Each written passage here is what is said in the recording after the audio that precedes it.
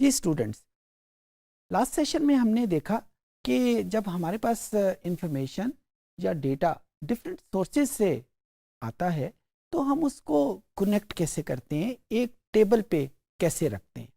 یہ ایک ٹیبل پہ رکھنا اس وجہ سے بھی ضروری ہے کہ جب تک جو ڈفرینٹ قسم کی انفارمیشن ہمارے پاس موجود ہیں وہ آپس میں کنیکٹ ہو کے ایک سنگل پرسنالٹی ڈیولپ نہیں کریں گی، اس وقت تک ہم اس کو اینالائز نہیں کر پائیں گے. یہ بالکل اسی طریقے سے ہے جب ہمارے پاس ہم کھانا کھانے بیٹھتے ہیں اور ڈفرینٹ ڈشز جو ڈفرینٹ جگہوں سے ہمارے پاس آئی ہوتی ہیں، ڈفرینٹ دکانوں سے ہم نے لی ہوتی ہیں یا ڈفرینٹ گھروں سے ہیں، جب تک وہ ایک ٹیبل پہ موجود نہیں ہوں گی اس وقت تک ہم اس کو صحیح طریقے سے کھا نہیں سکیں گے. بالکل اسی طریقے سے جب ہمارے پاس ڈفرینٹ سورسز سے جو انفارمیشن ہے ان کو ایک جگہ پہ ہم نہیں رکھیں گے، ہم اس کو اینالائز نہیں کر پائیں گے.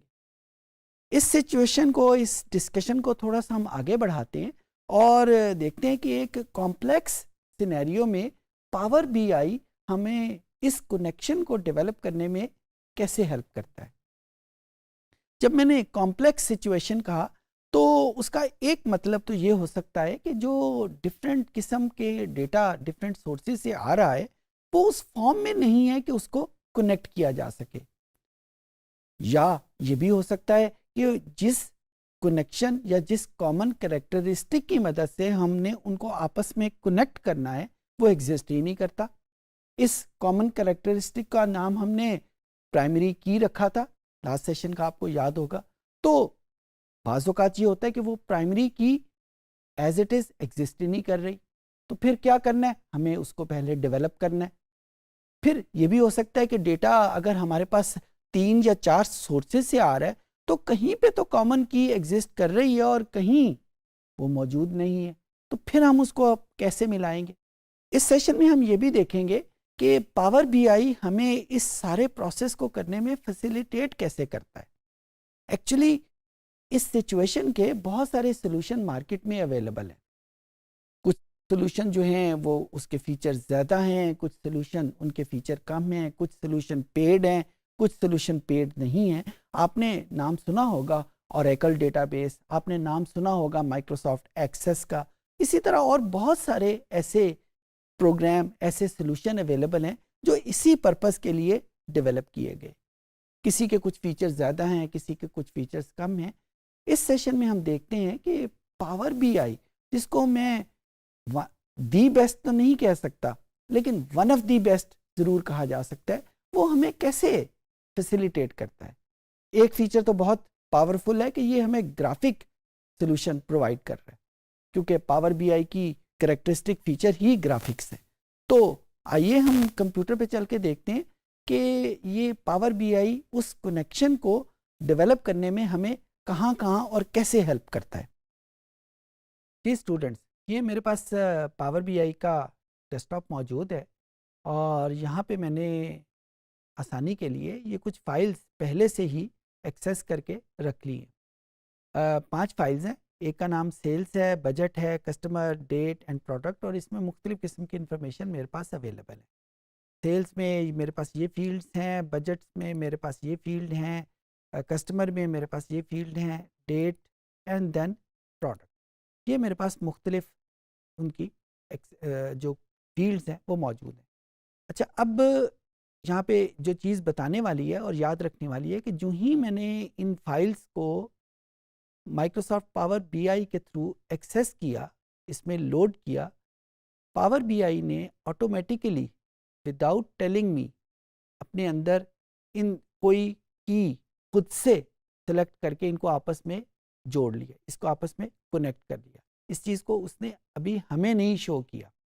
تو جو ہم مختلف ڈیٹا سورس سے فائلز پاور بی آئی میں رکھتے جائیں گے، پاور بی آئی کا یہ ایک آٹومیٹک فیچر ہے کہ وہ ان فائلز کو کنیکٹ آپس میں کرتا جائے گا. جہاں پہ ان کی یعنی وہ کامن کریکٹرسٹک اویلیبل ہوگا وہاں پہ تو وہ آٹومیٹکلی اس کو کنیکٹ کر لے گا، اور جہاں پہ وہ کوئی کامن کی ایگزسٹ نہیں کرتی، ظاہر ہے وہاں پہ وہ بالکل خاموش رہے گا اور وہاں پہ ہماری انٹروژن جو ہے وہ لازمی ہو جائے گی، یعنی وہ پرائمری کی ہم اس میں ڈیولپ کریں گے. جہاں پہ پرائمری کی اویلیبل ہے، جو بھی اویلیبل ہے وہ وہاں پہ ہمارے پاس آ جائے گی. اچھا جب ہم کنیکشن کی بات کرتے ہیں، ریلیشن شپ کی بات کرتے ہیں، تو ریلیشن کی بہت ساری ٹائپس ہیں. میں اس وقت آپ کے سامنے چند ایک مثالوں کے ساتھ آپ کے سامنے رکھتا ہوں. فار ایگزامپل ایک ٹیچر ہے اور اس ٹیچر کے آگے 40 اسٹوڈنٹس کی ایک کلاس ہے. تو جب ہم اس ریلیشن شپ کو بات کریں گے تو ٹیچر ایک ہے اور وہ 40 اسٹوڈنٹ جو ہیں وہ اس ایک ٹیچر کے اگینسٹ موجود ہیں. اس ریلیشن شپ کو کمپیوٹر کی زبان میں ون ٹو مینی ریلیشن کہیں گے، یعنی ٹیچر ون ہے اور اسٹوڈنٹ زیادہ ہے. اچھا جب ہمارے پاس مختلف سیکشنز کے اسٹوڈنٹ موجود ہیں، جس میں پہلے سیکشن میں بھی 40 اسٹوڈنٹ ہیں، دوسرے سیکشن میں لیٹ سے 50 اسٹوڈنٹ ہیں، تیسرے سیکشن میں 10 اسٹوڈنٹ موجود ہیں، اور ان کا آپس میں کیونکہ وہ ایک ہی کلاس کے سیکشنز ہیں، ریلیشن شپ اگر ہم ڈیولپ کرنے کی کوشش کریں گے تو کمپیوٹر کی زبان میں اس کو مینی ٹو مینی ریلیشن شپ کہیں گے. یہ ان ریلیشن شپ کی ایک ڈائمنشن ہے. دوسری ڈائمنشن اس کی کچھ یوں ہوگی کہ یہ ریلیشن شپ سٹارٹ کہاں سے ہوا ہے. جس طرح میں نے ابھی آپ کو اگزامپل دی ٹیچر اور اسٹوڈنٹ کے درمیان میں، تو اگر وہ ریلیشن شپ سٹارٹ ٹیچرز کی مدد سے ہوا ہے، یعنی ٹیچر سے ہوا ہے، تو ہم اس کو کہیں گے ون ٹو مینی. اور اگر یہ ریلیشن شپ کی جو پروسیسنگ ہے، جو انالیسز ہے، وہ ہم اسٹوڈنٹس پوائنٹ آف ویو سے کر رہے ہیں، تو پھر ہم اس کو کہیں گے مینی ٹو ون. سو یہ میں نے اسٹارٹ میں ریلیشن شپ کی اور بھی ٹائپس ہیں، لیکن اس وقت اسٹارٹ میں نے آپ کو ایکسپلور کرنے کے لیے یا یاد رکھنے کے لیے یہ دو آپ کو ٹائپس بتائی ہیں، one to one, one to many اور many to many. One to one وہ ریلیشن ہوگا جس میں دونوں طرف یعنی دو ٹیچرز کا اگر آپس میں ریلیشن ہوگا تو وہ ون ٹو ون ریلیشن ہوگا. اور ون ٹو مینی جب ایک طرف ون اور دوسری طرف زیادہ. اچھا یہی ریلیشن شپ یہاں پہ بھی ہم کام کریں گے. تو یہاں پہ یہ فائلز موجود ہیں، اور جس طرح ابھی میں نے آپ کو بتایا کہ مائکروسافٹ پاور بی آئی نے یہ ایک ریلیشن شپ ان کے درمیان میں ڈیولپ کر لیا ہوا ہے. ہمیں اس ریلیشن شپ کا کہاں سے پتہ چلے گا؟ یہاں پہ ہمارے پاس دو فیچر ہیں. اگر آپ لیفٹ ہینڈ سائڈ کے اوپر دیکھیں تو یہ کچھ آئکنز آپ کے سامنے نظر آ رہے ہیں. اگر میں سب سے نیچے والے آئکن کو کلک کروں تو یہ آپ کے سامنے ایک ڈائیگرام، ایک گرافیکل انٹرفیس آ جائے گا، اور جس میں انہی 5 فائلز کے نام ہیں اور ان کے درمیان میں کچھ ایروز بنے ہوئے ہیں. جو ہی ہم ان ایرو کے اوپر جب ہم کلک کرتے ہیں تو وہ ہمیں ان دو فائلز کے درمیان میں، جن کے درمیان میں وہ ایرو ہیں، کچھ کریکٹرسٹک کو ہائی لائٹ کر دیتا ہے. جس طرح ابھی میں نے ڈیٹ اور سیل کے درمیان میں کلک کیا تو اس نے دو کیز کو آپس میں ان دو کیز کو ہائی لائٹ کر دیا. تو اس کا مطلب کیا ہوا کہ جب کمپیوٹر پاور بی آئی نے ان دونوں کو فائلز کو آپس میں ریلیٹ کرنے کی کوشش کی ہے تو اس نے ان دو کریکٹرسٹک کو یوز کرتے ہوئے اس کو کنیکٹ کیا ہے.